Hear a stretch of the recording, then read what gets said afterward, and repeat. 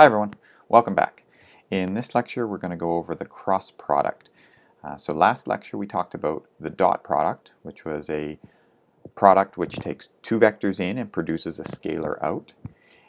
In this section we're going to look at the cross product, which takes two vectors in and produces a vector as output. The restriction is that we can only use three-dimensional vectors for this cross product, or in other words, the cross product is only defined for three-dimensional vectors. But it does produce a vector as an output, so we often refer to this cross product as a vector product. So it's a vector product, as opposed to the dot product, which was a scalar product. We're going to first have a motivating problem that asks a question about area. And then we'll see that we know how to compute the answer to this problem. We know how to solve this problem, but perhaps there's a better way. So then we'll define the cross product, and we'll look at a bunch of properties that the cross product has, and then we'll do some calculations and some applications of the cross product at the end. So let's start with our motivating problem. Find the area of the parallelogram defined by the vectors a and b. So let's get a feel for what this looks like. So there's our coordinate axes. We're interested in vector A, which has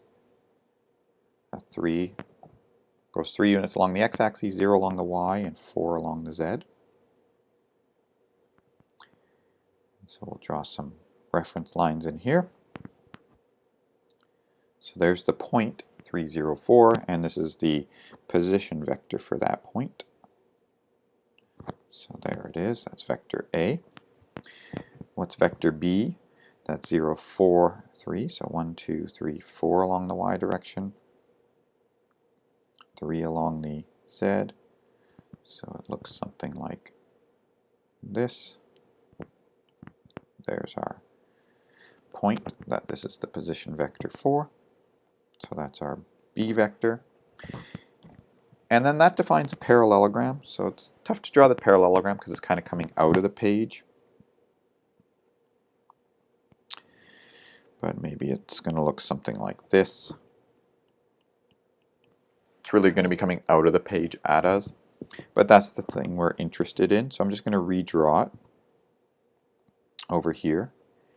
So there's our vector A, and we're going to look at the parallelogram sort of face on. So there's B, and here's our parallelogram. Now, because this is a parallelogram, they're very nice to describe when you have vectors. Because a parallelogram just means that if the opposite sides are of the same length and parallel, it means that the one side, if it's defined or points in the direction of and has the same length as vector A, then the other side is also can be given by vector A. And similarly for the other two sides. So we got sort of a thing that looks like this, where the sides of a parallelogram can be thought of as made up of basically these two vectors A and B. So we're interested in finding the area of this thing. How do we find the area?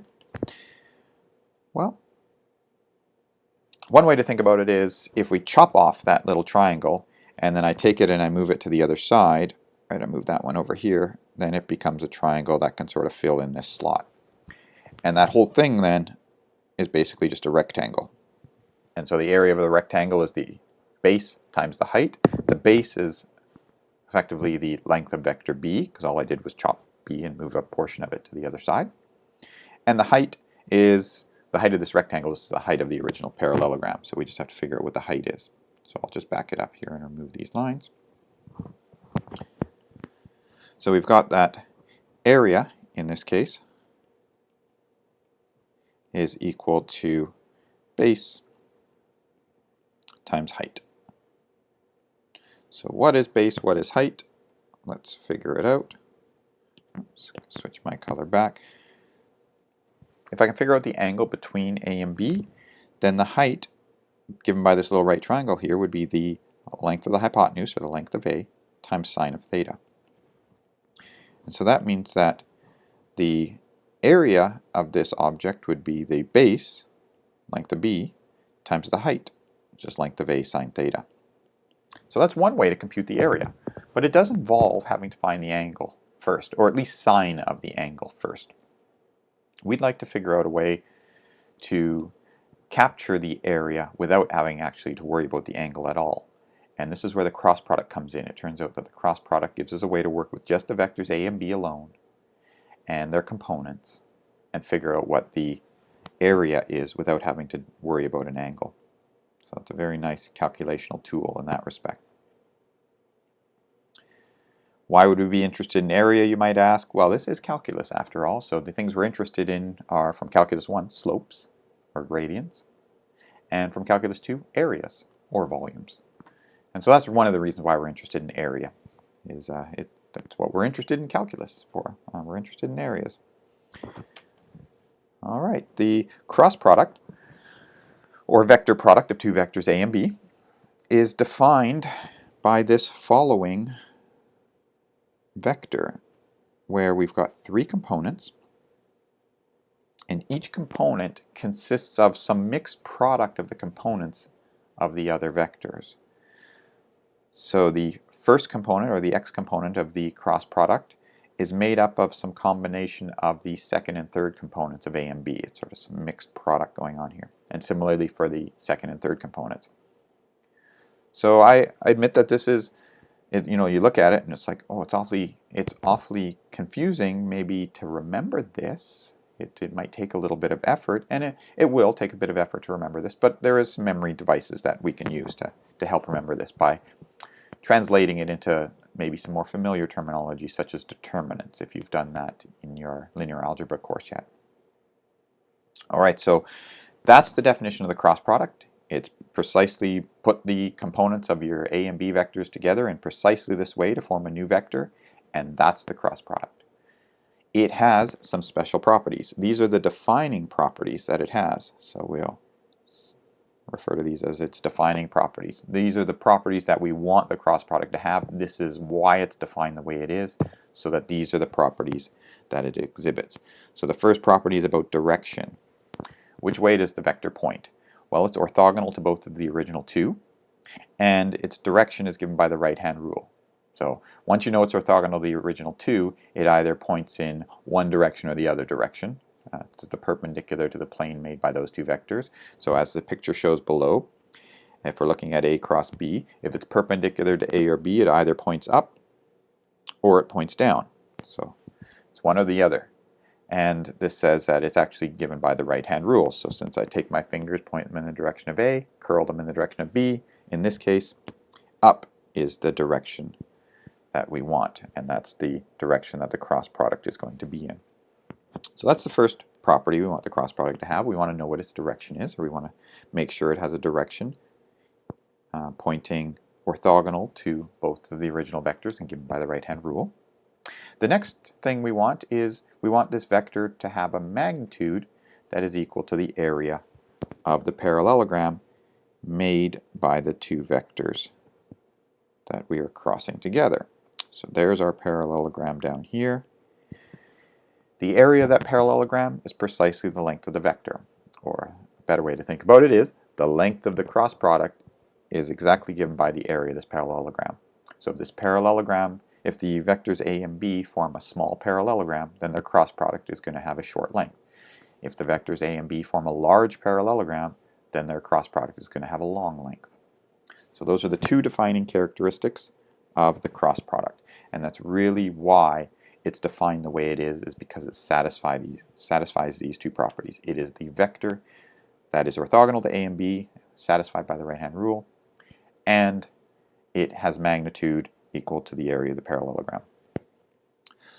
So that's the why. Why is it defined in that way? The how to remember it, how to remember that formula, we can use a memory aid. A cross b, sorry, I don't know why I put the magnitudes around it. A cross b can be computed by thinking about it as a formal determinant of a 3x3 matrix, where the first row we use the standard basis vectors I hat, j hat, and k hat. So that's why I call it like a formal determinant. I don't know why I put a k there. because our vector or our matrices should just have scalar entries. But here we're using this as a memory aid. So I put I hat, j hat, and k hat as the first row, and then the second and third rows are our vectors. And the formula for the cross product is basically just the determinant of this matrix. So how does that work?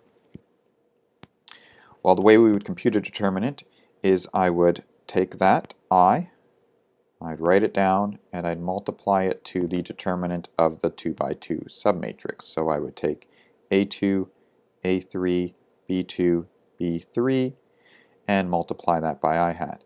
And then I just go along. So this is where we're using the I hat, j hat, k hat as sort of placeholders to separate the individual calculations to get those components of the cross product. So that's our first component. Then we take the j hat, cancel these things out, and take the determinant of that submatrix. But remembering that when we do the determinant, it goes plus minus, so there's a minus sign here. And then we got an A1, A3, B1, B3, j hat, plus, and then we do the same thing for that last component as well. It is A1, A2, B1, B2, k hat. And this is where the determinant of a 2 by 2 matrix ABCD is given by AD minus CB. So the bottom line here is this is our memory aid. This just allows us to recognize the formula for the cross product at the top of the page as a determinant, something that if you've done it in linear algebra before, something you would know. If you're doing linear algebra currently, you will get to that. And then unpacking that formula is just what it's written down, what I've written down below. That's just the unpacking version of that determinant formula. So that's something that you would already know if you have done linear algebra. I'll show you a way to use this memory aid in practice, and then also for those not familiar with this determinant, another way to remember, based on this, but a way to remember the formula so that you can use it when you need it. So let's look at an example. A cross B. A cross B. So 5, 7, 0, cross, -3, 4, 2. So using our memory aid, just to give an illustration of this, we would write down 5, 7, 0, -3, 4, 2, and we want to calculate the determinant of this. So what we would do, and I'm just going to leave a bit of a gap between the cross product and what I'm going to write down, because I'll use my other memory aid to sort of fill in the space there.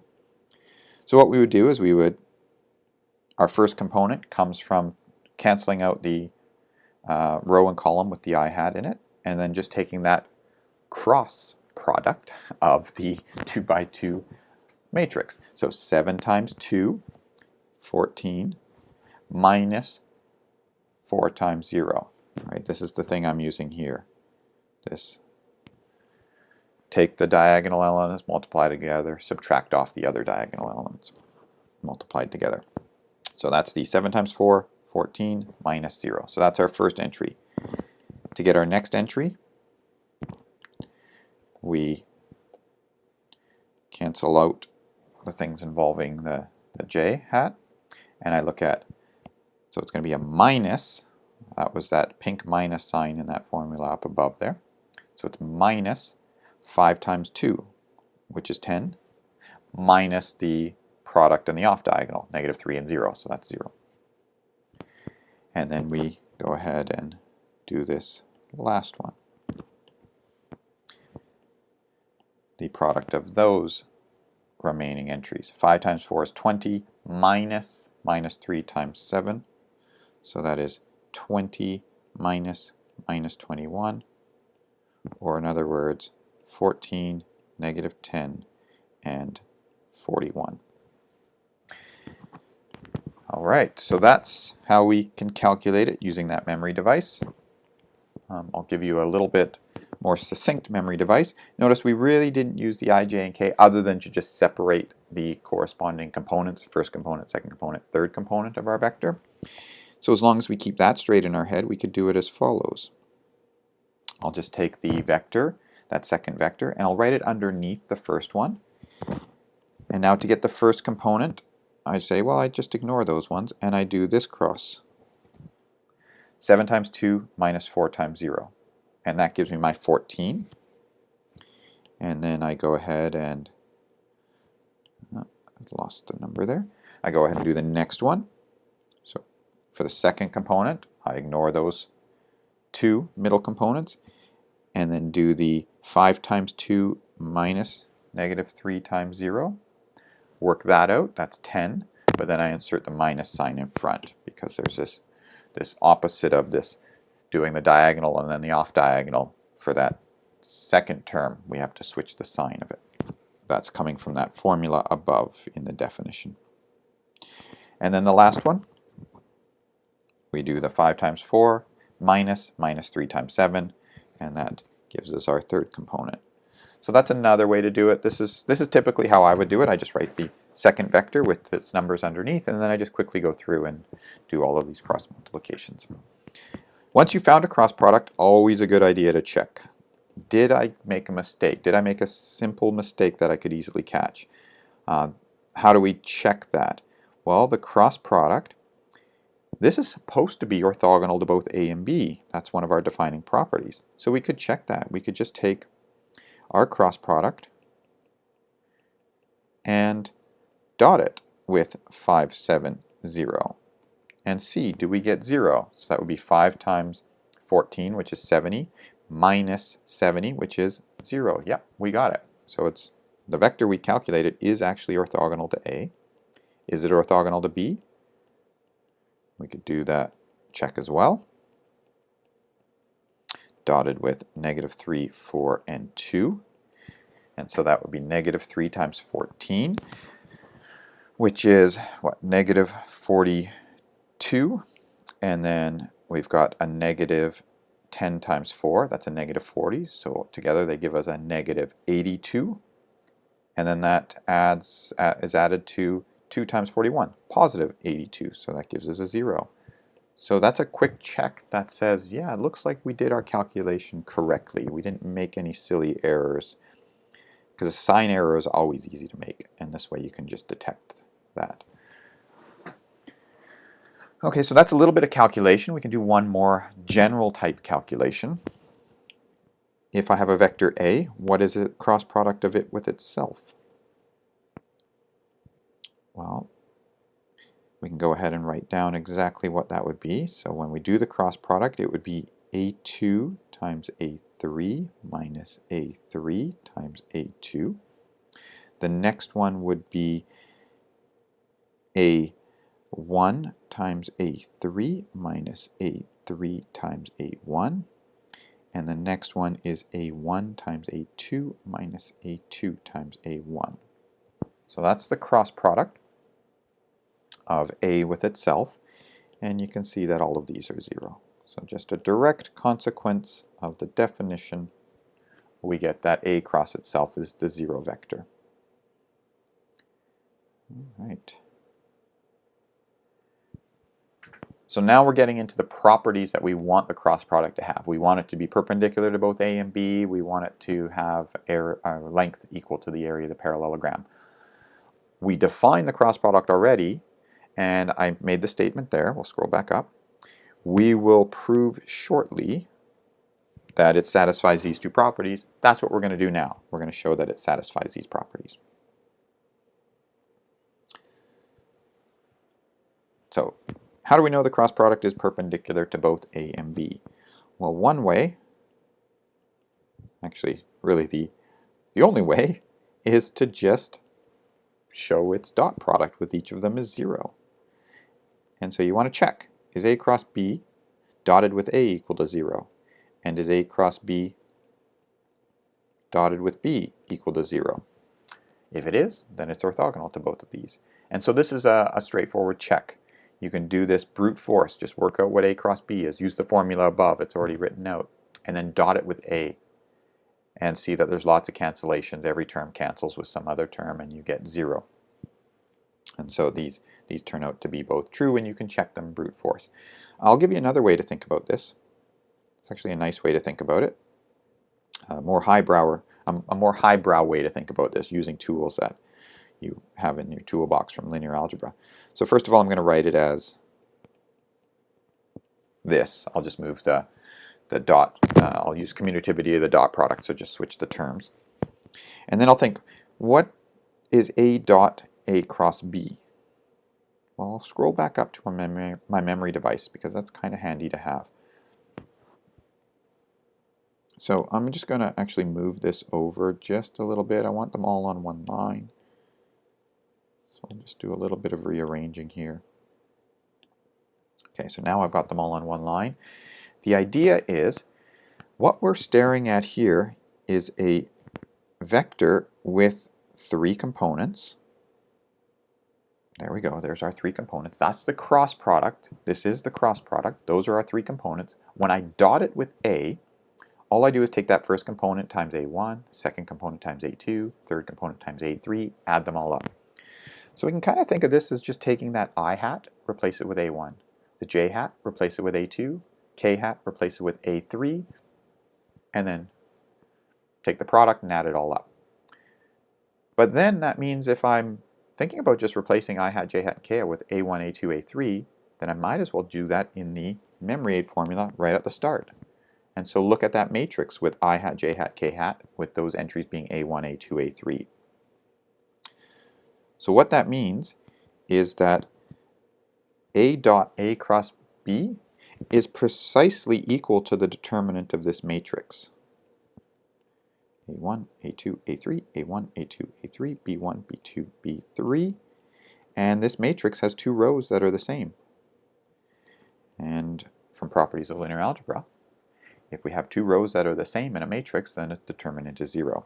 So that's a highbrow way of checking this. Highbrow, in other words, not brute force calculation, but appealing to results from other areas, which allow us to see the result very quickly, why it should be 0.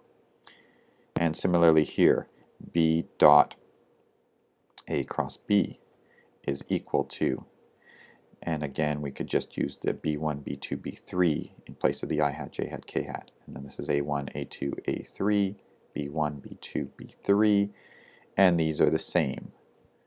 And so that is 0. And so really this kind of, I mean this does, if you're familiar with linear algebra, this does give you insight as to why the cross product was defined in the way it was. It wasn't really necessarily just a memory aid that allowed us to remember the formula in terms of the determinant. That is actually one of the reasons why it was defined the way it was, is because we have these 2 results. When I think about it in terms of determinant, these 2 results, because the determinant of these matrices where you've got either 2 A rows or 2 B rows, those are both 0. And so we just unpack from that what a vector is, that when I dot it with both A and B would give me 0. The cross product is that vector, up to a sign essentially, up to a plus or a minus.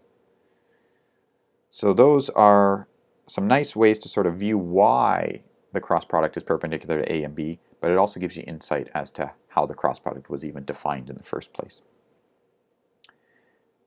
All right, let's go ahead and use this result. Find a vector perpendicular to the plane that passes through these points. So I've got a couple of points here, 3 of them, 2, 1, 1. And I've got a point 1, 2, 3, and a point 1, 0, 1. I'm not being too precise as to where they sit relative to some coordinate axes. I'm just saying here we've got 3 points, and they live in a plane. So I'll just draw the plane here as well. So those 3 points in a plane. I want to find a vector perpendicular to the plane that these 3 points live in. Well, from our results above, we know that the cross product of 2 vectors is perpendicular to each of the vectors. So if I can find 2 vectors in this plane, which because I have 3 points, I can certainly find 2 vectors. We'll call this one U and this one V. Once I have 2 vectors in the plane, I can always find their cross product, and therefore a vector that's perpendicular to both of them. And that'll be our vector n, which is the way I've drawn it here is u cross v, based on the right-hand rule. So that gives me a recipe. How do I find this vector perpendicular to the plane by these 3 points? First, find 2 vectors that are in the plane, or parallel to the plane, and then take their cross product. So we'll go ahead and we'll do that. We'll find our vector u, we'll find our vector v. What is u? U is the vector from the point at the tip minus the point at the tail. So we can go ahead and write that down. It'll be 1 minus 2, which is negative 1, 0 minus 1, which is negative 1, 1 minus 1, which is 0. So that's just the point at the tip minus the point at the tail. Vector v is 1 minus 2, negative 1, 2 minus 1, which is 1, and 3 minus 1, which is 2. And so now we compute their cross product. The vector n is going to be u cross v, which is negative 1. Well, actually, I'm going to not write these vectors out again, because I've actually got them nicely situated where they're stacked on top of each other. So I can compute their cross product just by appealing to how I've written them above. U cross v. So what's the first entry in that? It would be negative 1 times 2 minus 1 times 0. So it's going to have an entry of negative 2 to start with. What about our next entry? It's going to be negative of, so maybe I'll put that, well, I won't put the negative sign out front because we'll see that it's actually a fairly straightforward calculation. So it'll be negative of this product I'm about to do. Negative 1 times 2, that's negative 2. Negative 1 times 0, that's 0. So doing this product gives me an answer of negative 2, but then I've got that extra negative sign because I'm in the y component, so this has a value of 2. And then for the last component, it's negative 1 times 1, which is negative 1. This one might need a little bit more work, just because so many negative signs can get easily confused. Negative 1 times 1, that's negative 1. Then we get a minus of negative 1 times negative 1. And so that's negative 1 minus 1, so that's an answer of negative 2. So there we go. There is our normal vector, or our vector that's perpendicular to the plane. We were just asked for find a vector perpendicular to the plane, and we did find one. There are actually infinitely many, because any scalar multiple of this one that we just found is also a vector perpendicular to the plane. So we could normalize this, we could multiply by a negative sign to make it flip and point in the opposite direction, we could do anything we want, but we have found a vector perpendicular to the plane. Alright, so that's a little bit about the cross product is perpendicular to the 2 vectors you use to cross together to get it. How about this relationship with the area? Well, first we'll find a relationship with the angle, and then we'll further unpack that and get a relationship with the area of the parallelogram. So that's our next result. How are the cross product between the 2 vectors and the angle between them related to each other? So here's our result, and I'm going to do a sketch of the proof of this result. And this sketch of proof is going to involve a component-wise argument. From a mathematical perspective, component-wise arguments, they're all right. We're not too happy when we have to resort to one, because it means we're just brute forcing the argument. We're just using the components A1, A2, A3, and we're just running through the algebraic calculation, just seeing things cancel or whatever. So it's a kind of a brute force argument, a calculational argument. We're much happier when we can come up with a reason for why the result is true without having to brute force a calculation. So I kind of alluded to a similar thing back here with we must know that the cross product is perpendicular to A and B. We could brute force this calculation by working out the cross product and doing the dot product and all of that. But we kind of came up with a little bit more elegant way to think about it as well. It's really the determinant of a 3 by 3 matrix, and we know things about determinants of 3 by 3 matrices. If one of the rows is a linear combination of the other rows, then the determinant is going to be 0. So we can use those results, and that's not a brute force calculation. That's appealing to sort of a higher level of thinking, and those are the kinds of things we like in math. Appeal to a higher order of thinking. But in this case, well, I'm going to do a component-wise argument, because that's really the best thing we have for this particular example. So the way I'm going to do it is I'm going to take the magnitude of the cross product, and I'm going to square it, because that way I don't have to worry about square roots, because a length is really a square root of the sums of the squares of its components. But we also get that the square of the length is related to the dot product. So that's actually a nice observation, because we can get that it's A cross B dot A cross B. And now this is where I'm going to use components, because I know that the first component of the cross product is A2 B3 minus A3 B2, and it'll be that squared, because we're taking the dot product with itself, plus the second component of the second component of the cross product. And the second component of the cross product, it's not going to involve the A2 or the B2 terms, and it's going to be B1 times A3 minus B3 times A1, all squared.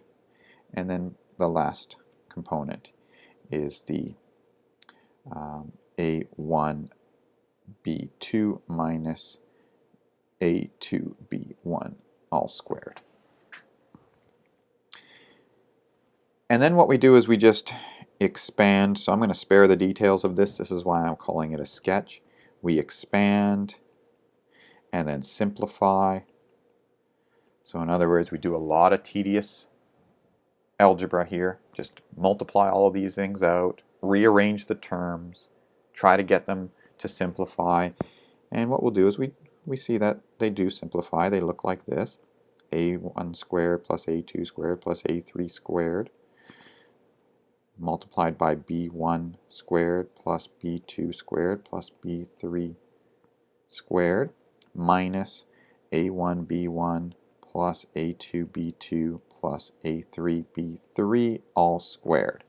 So it turns out that if you expand that all out, rearrange the terms, and then try to factor it, you can factor it in this way.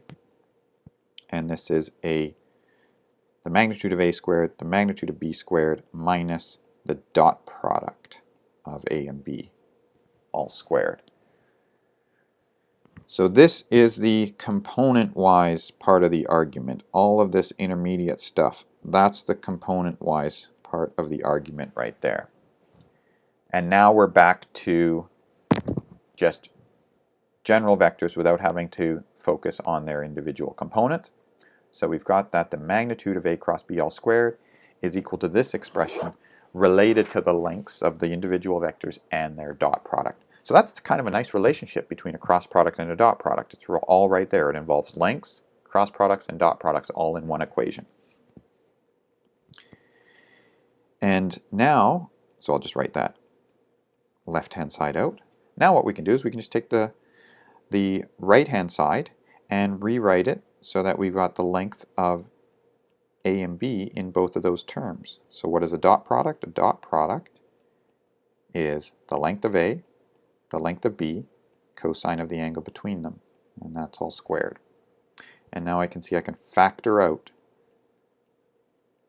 both a magnitude of A squared and a magnitude of B squared from both of those terms. I'm left with a 1 minus cos squared theta, and that's a sine squared theta. So this becomes an A squared B squared sine theta squared. And that's almost what I want. It's the square of the expression that I'm interested in. So now I can take the square root of both sides, and I get A cross B. When I square root the square, I get the absolute value of the thing inside, but the absolute value, well, the quantity, the magnitude of A cross B is already positive. So when I square root the square of it, I just get itself. Similarly for the other parts. Square rooting the square of the magnitude of A is just the magnitude of A. Square rooting the square of the magnitude of B is just the magnitude of B. Square rooting the square of sine gives me absolute value of sine. But I'm going to argue that sine is already positive, so I don't need those absolute values around it. Why is sine positive? Well, this is because, so I'll just write that out, because sine is positive, or at least bigger than or equal to 0, since, remember, the angle theta is the angle between the two vectors, so it is trapped between 0 and pi. And because theta is trapped between 0 and pi, sine of it is bigger than or equal to 0. So that's why we get that last little subtle part of the step where I square root the square of sine, and I know that it's already positive based on the value of theta. And so there's our result. The cross product is related to the angle between the two vectors, specifically sine of the angle between the vectors, just like the dot product is related to the cosine of the angles. So now we can use this result to prove something similar to what we had for dot product. Dot product has allowed us to detect whether two vectors were perpendicular to each other. Turns out the cross product allows us to detect whether two vectors are parallel to each other. Two vectors are parallel if and only if their cross product is 0. Why is that? Well, two vectors are parallel if and only if the angle between them is 0 or pi. Either they point in the same direction, that means their angle is 0, or they point in opposite directions, that means their angle between them is pi. But that's precisely when sine of theta is 0. But because of the relationship between sine of theta and the magnitude of the cross product, that this is true exactly when the magnitude of the cross product is 0. But the magnitude of a vector is 0 precisely when the vector itself is the 0 vector. And so through this chain of logical equivalences, we have that the two vectors are parallel precisely when their cross product is 0. So dot product detects whether two vectors are perpendicular, cross product can detect whether two vectors are parallel. So they're nice complements to each other. Now we can come to that final result, final fact about the cross product. The length of the cross product is equal to the area of the parallelogram determined by the vectors A and B. So let's look at our parallelogram. There was A, there was B. This is our parallelogram determined by A and B. We are interested in finding the area. We already saw that if we let theta be the angle between them, then the height is the magnitude of A sine theta, and therefore the area is equal to the magnitude of A sine theta times the magnitude of B. And so that's our area, magnitude of A, magnitude of B times sine theta. And then looking, I'll just scroll up a little bit. Now looking right at the very top of the page, we see that is precisely the length of the cross product. And that's what we wanted to show. The area is equal to the length of the cross product. So that was that other, or second defining property of the cross product. Its magnitude is the area of the parallelogram formed by the two vectors. So now we've proved those two main defining characteristics of the cross product. And we'll just look at some examples and some more properties. So let's first find the area of the parallelogram determined by the two vectors we had as our starting motivating problem. Now we know that the area, well actually I won't write the area first because I want to do the cross product before I do the length. So I'll first find the cross product of the two of them. 304 cross 043. And I'm going to move this down just a little bit because, as I said before, I like to write the numbers down below and then do the cross product. So that would be, ignore the first two entries, the x components, and just use the y and z components to get our first component of our cross product. So that would be 0 times 3 minus 4 times 4, so that's minus 16. The next component is 3 times 3 minus 0 times 4, so that's 9, but then it's a minus that value because we're in the second component, so that's a minus 9. And then we've got a 3 times 4 minus 0 times 0, or 12. So there's our cross product. This is a vector that is orthogonal to both A and B, but its length is the area of the parallelogram made by A and B. So that means the area of the parallelogram is the length of this vector, which is equal to the square root of 16 squared plus 9 squared plus 12 squared, which is the square root of 481, I believe. Let me check. Yep, 481 is that magic value under the square root sign. And so there we go. We've managed to find the area of the parallelogram by using a cross product, which is very cool. We didn't have to worry about the angle between the vectors or any of that stuff. We managed to compute the area straight from the cross product. So here's some further properties of the cross product. The first one says that if you cross A with B, but then you do it in the opposite order, B with A, you just get a vector that points in the opposite direction. And that makes sense to the right-hand rule, because if I go A crossed with B, then what I'll get is a vector that points up here, say A cross B. But if I did the other direction, so B cross A, then what I would get is a vector that points down, B cross A. So they just point in opposite directions. So order matters when you do a cross product, but it's really just going to differ up to a sign. The second property says that when you scalar multiply a vector, that you're taking a cross product of it with some other vector, that scalar can be put anywhere. You can put it in front of one of the vectors, you can put it in front of the other vectors, or you can put it in front of the result of the cross product. The next two properties are the distributive properties. It shows us how you can distribute the cross product across a sum. So this is the distributive property.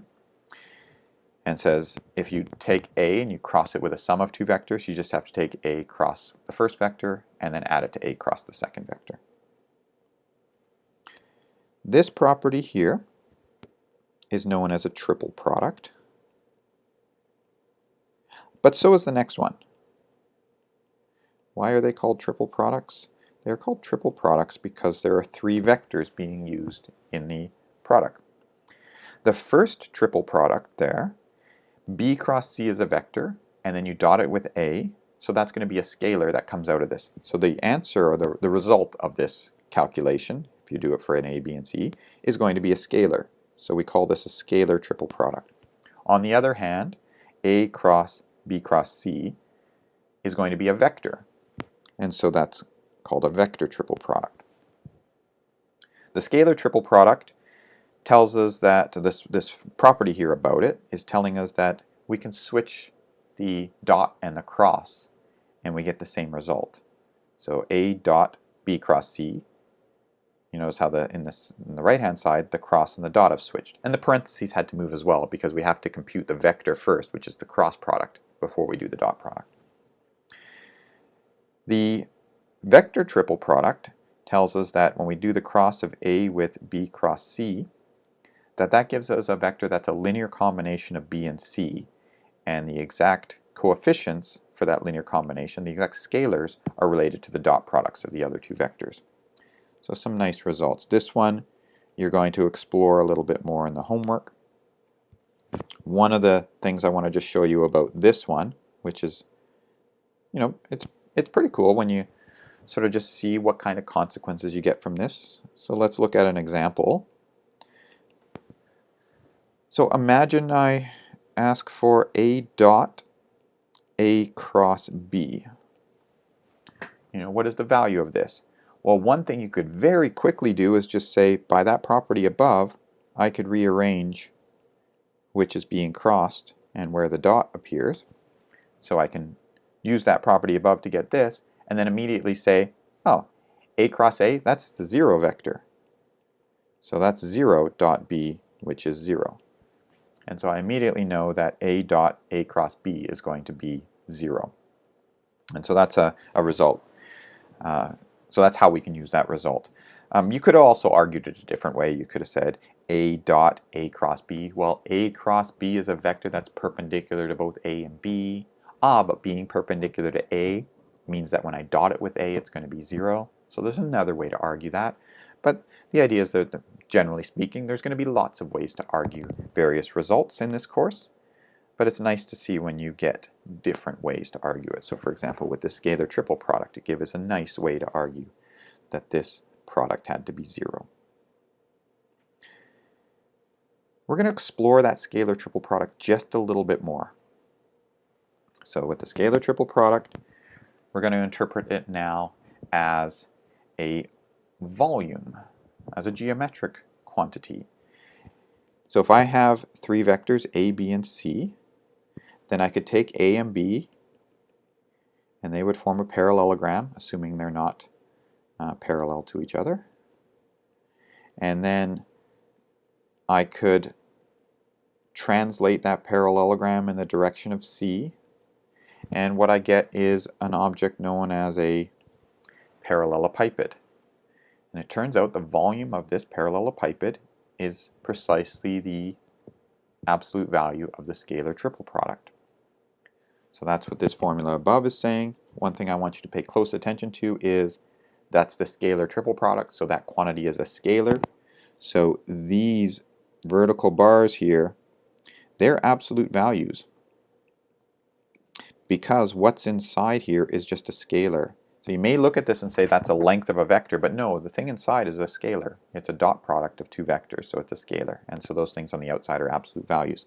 So this is saying the volume is the absolute value of the scalar triple product. Why is that?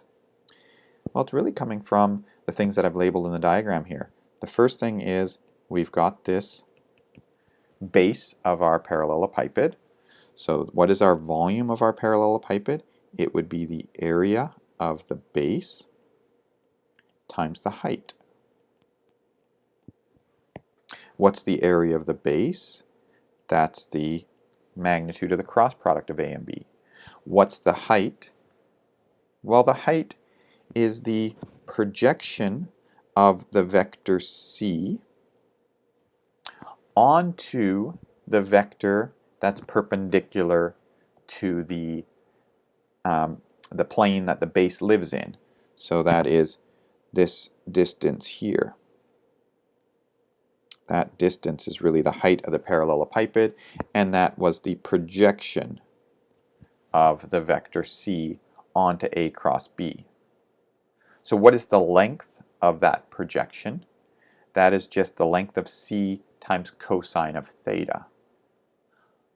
But we need to be careful there. We don't know that A cross B is pointing in the same direction as C. Right? If I had A and B, just temporarily I'm going to label them. Suppose that was A and that was B. Then A cross B would be pointing down, in which case the projection of C, or trying to figure out what the height is, it wouldn't be C, the length of C times cos of theta, because cos of theta would be the angle between C and the cross product, and that would be an angle that's bigger than 90 degrees, so cos of theta would be negative. So in order to account for the fact that I don't know their relative relationship to each other in terms of the right-hand rule and where they're situated, we just be cautious here and throw absolute value signs around the cosine, because we don't know if it's an obtuse angle or an acute angle between C and A cross B. But regardless of whether it's obtuse or acute, if we throw absolute values around the cosine, we can get rid of that sine issue. We don't really care about the sine anyway. We just want to know what the height is. What is the magnitude in that case? And so this becomes the length of C, I should have vector signs on those, times the absolute value of cos theta. I'm going to put pink absolute value signs around that, because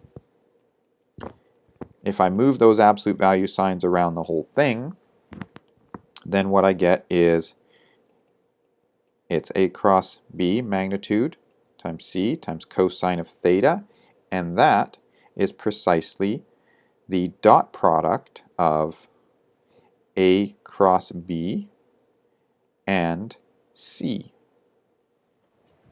Because that's the magnitude of one vector times the magnitude of the other times cosine of the angle between them. And that's precisely the dot product. So that's what's sitting on the inside of those absolute values. So this is the absolute value of C dot A cross B. And so that's the formula we wanted to verify above. The scalar triple product gives us a value, could be plus or minus, depending on how the vectors are situated in relation to each other. But the magnitude of that scalar triple product is the volume of the parallelepiped that those vectors make. If these, maybe I'll do a quick glance, if these three vectors live in the same plane, then they don't form a parallelepiped that has volume. They're basically a flat object, sheet of paper, zero volume.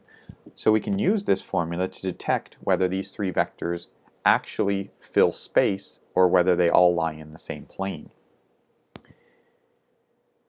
And so that's the nature of this next question. Use the scalar triple product to determine whether these 4 points lie in the same plane. So let's just drop these 4 points down. So we'll call this point P, and then this one will be S, Q, and R. We want to figure out whether these 4 points live in the same plane. So I'm going to pick P as my sort of base, and I'm going to draw the vectors that go out from it to each of these ones. We'll call this vector A, this vector B, and this vector C. Those 4 vectors live in the same plane if, 4 points live in the same plane if these 3 vectors live in that same plane or are parallel to that same plane. And so we really want to check whether these 3 vectors live in the same plane. Well, those 3 vectors would live in the same plane if they formed a parallelepiped that had 0 volume. Those 3 vectors would not live in the same plane if they formed a parallelepiped with non-zero volume. So I can detect whether these 4 points live in the same plane by looking at the volume of the parallelepiped. So that's what we're going to do. A is PS, B is the vector PQ, and C is the vector PR. The reason I chose P as my base point is because it's very easy to work out these vectors now, because I go tip minus tail, so the point S subtracted off the components of the point P, but that's just 1 in the X component, 1 in the Z component. So all I do is drop the X and the Z components by 1. So that's 5, 2, 8. For PQ, I take Q and I drop its X component by 1 and its Z component by 1. And for the last one, R, drop its X component by 1 and its Z component by 1. Now I want to find the volume of the parallelepiped. That's A dot B cross C. You can go ahead and take the cross product of B and C, dot it with A. I'm going to use our memory device, in fact, as a calculational tool. It's the determinant of this matrix. And so we work out its determinant, so that would be 5 times the determinant of this submatrix, 4 times 1 minus 1 times 5, so that's 9, minus the next one, which is 2 times the determinant of that submatrix, which is 1 times 1 minus 2 times 5, so that's minus 9, and then plus the 8 times the determinant of this submatrix. 1 times negative 1 is negative 1 minus 2 times 4, so that becomes a, so what was that, negative 1 minus 2, so that's a minus 9, I believe.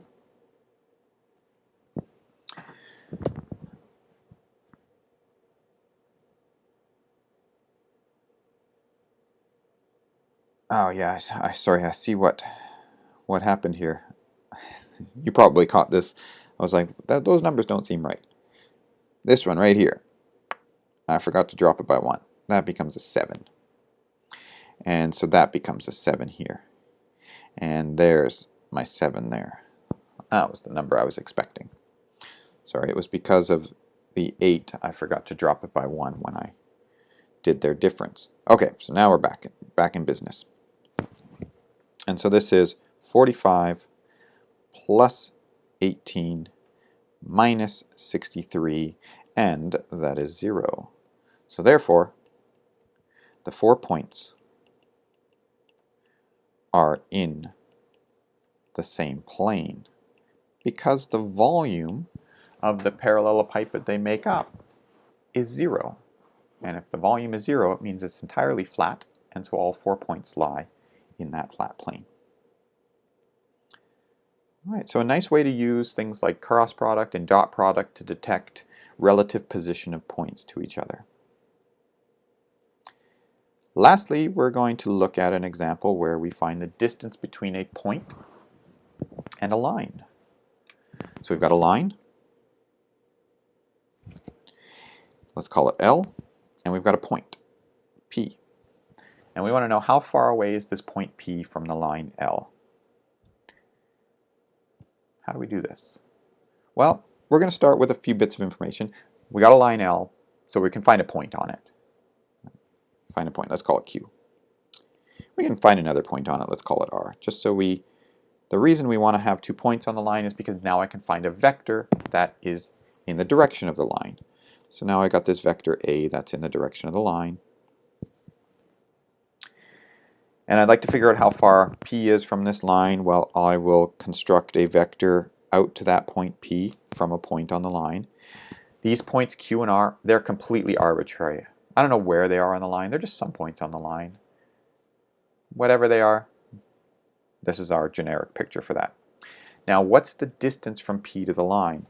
The key observation here to note is that to find the distance from P to the line, well, the shortest distance is to the point on the line. I'll sort of maybe put a big hollow dot there, where P and that point live on a line that's perpendicular to L. So in other words, if I take the line segment from P to the closest point on the line L, that line segment that joins those points together has to be perpendicular to L. And you might think, well, why is that the case? Well, this is quite straightforward to see because pick any other point besides that one. So I pick another point. Let's say I claim that P is closer to that blue point than it is that hollow point. Well, then we run into a problem because we've got a right triangle here. And that would be claiming that the hypotenuse of that right triangle is shorter than one of its legs. And that's just something we don't have with right triangles. The hypotenuse is the longest of all 3 sides. So there can't be a point closer to P than this point that's directly across from P on the line L. And by directly across, I mean this sort of on this perpendicular line. So that's the first thing to observe. Now that's really nice because I'm going to look at that right triangle again. The one that's made with this blue line segment, the green vector as the hypotenuse, and the portion of A is sort of the base there. That right triangle has the property that if I look at this vector V, then the distance from P to L, that thing, which is what we're trying to find, is precisely just the magnitude of the vector V. That's all it is. It's just the length of that vector V. What's the length of the vector V? That we can compute. The length of the vector V is, if I know the angle between A and B, then the length of the vector V is the magnitude of B times sine of the angle theta. So that's what the length of V is. That's just right triangle trigonometry. The relationship between sine and the length of the side opposite the angle and the hypotenuse. But what is sine of theta? Sine of theta, we know, is related to the cross product. It is the magnitude of the cross product divided by the length of the 2 vectors. And now we can get those 2 b's canceling. and we get our result. That the distance from P to L is just the cross product of a vector that's in the direction of the line with a vector that goes from a point on the line to the point P. And then we have to divide by the length of that vector in the direction of the line. Why is that? Well, when you think about this, A was just really any vector that's in the direction of the line, L. It's just any vector. So this formula should not depend on the length of A, because A was just any vector that was in the direction of L. And we can see that this formula doesn't depend on the length of A, because I can divide that scalar, which is the magnitude of A, into the cross product, into one of the vectors in that cross product. And this is just a unit vector in the direction of L. So what this means is if I have a point and I want to find out, is this point, how far away is this point from a line? I just need to know what is a unit vector in the direction of the line, and then cross it with a vector that goes from any point on the line to the point in question, and then compute the length of that. It's a very nice result, and we'll explore these things when we get into equations of lines in space. All right, that's it for this lecture. Thanks very much for watching, and we'll see you next time.